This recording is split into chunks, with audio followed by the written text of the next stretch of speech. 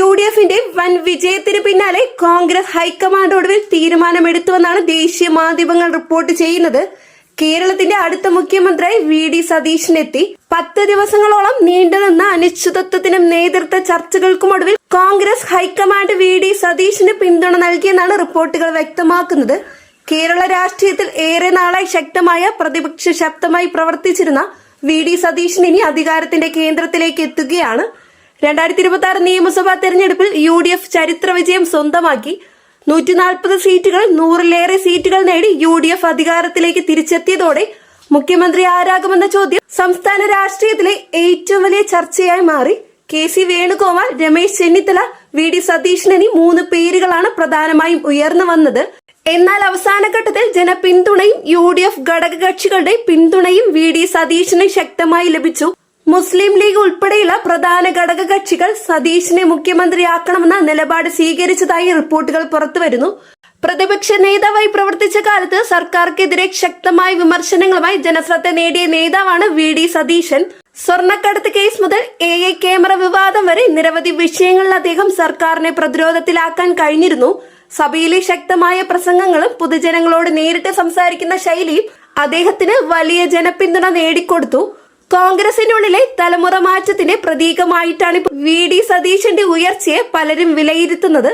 യുവജനങ്ങൾക്ക് കൂടുതൽ അവസരം നൽകുന്ന നേതാവ്, പുതിയ രാഷ്ട്രീയ ശൈലി കൊണ്ടുവരാൻ ശ്രമിക്കുന്ന വ്യക്തി എന്ന രീതിയിലാണ് അദ്ദേഹത്തെ പാർട്ടി അവതരിപ്പിക്കുന്നത്.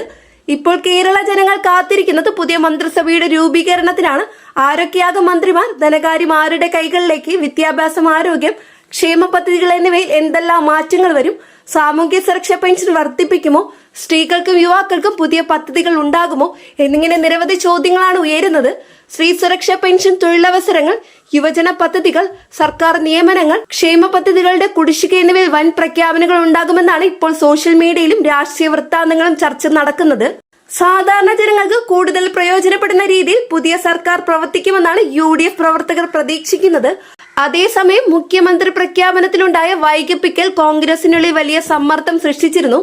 വയനാട് ഉൾപ്പെടെ പല ഭാഗങ്ങളിലും പ്രതിഷേധ പോസ്റ്ററുകളും സോഷ്യൽ മീഡിയ വിമർശനങ്ങളും ഉയർന്നിരുന്നു.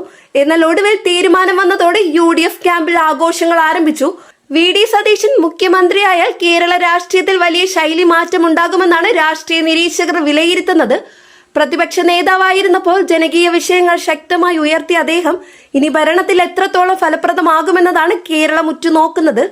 പുതിയ സർക്കാർ അധികാരമേൽക്കുന്ന തീയതി, മന്ത്രിസഭാ പട്ടിക, ആദ്യ ക്യാബിനറ്റ് തീരുമാനങ്ങൾ, പെൻഷൻ, ക്ഷേമ പദ്ധതി അപ്ഡേറ്റുകൾ എന്നിവ സംബന്ധിച്ച് കൂടുതൽ വിവരങ്ങൾ വരും ദിവസങ്ങളിൽ പുറത്തുവരും. ഈ വിഷയത്തെക്കുറിച്ചുള്ള നിങ്ങളുടെ അഭിപ്രായം എന്താണ്? VD സതീശൻ കേരളത്തിന്റെ മികച്ച മുഖ്യമന്ത്രിയാകുമോ? കമന്റിൽ അഭിപ്രായം രേഖപ്പെടുത്തുക. ഈ വീഡിയോ കൂടുതൽ ആളുകളിലേക്ക് എത്തിക്കാൻ ലൈക്ക് ചെയ്യാനും ഷെയർ ചെയ്യാനും മറക്കരുത്. പുതിയ കേരള രാഷ്ട്രീയ അപ്ഡേറ്റ്സുകൾക്കായി ചാനൽ സബ്സ്ക്രൈബ് ചെയ്യുക. തൊട്ടടുത്ത് കാണുന്ന ബെല്ലൈക്കണും അമർത്തുക. ഫേസ്ബുക്കിൽ കാണുന്നവർ പേജ് ഫോളോ ചെയ്യുക. നെക്സ്റ്റ് ഒരു അപ്ഡേറ്റ്സുമായിട്ട് വീണ്ടും കാണാം. എല്ലാവർക്കും നന്ദി, നമസ്കാരം.